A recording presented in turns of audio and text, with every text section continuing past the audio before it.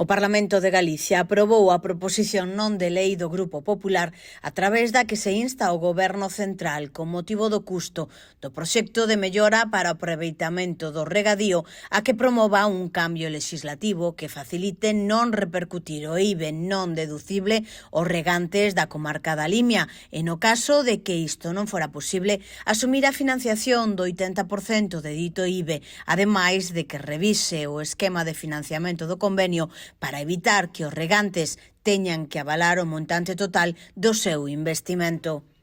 Por último, solicitouse á Xunta de Galicia e á Deputación de Ourense a que asuman a financiación do 20%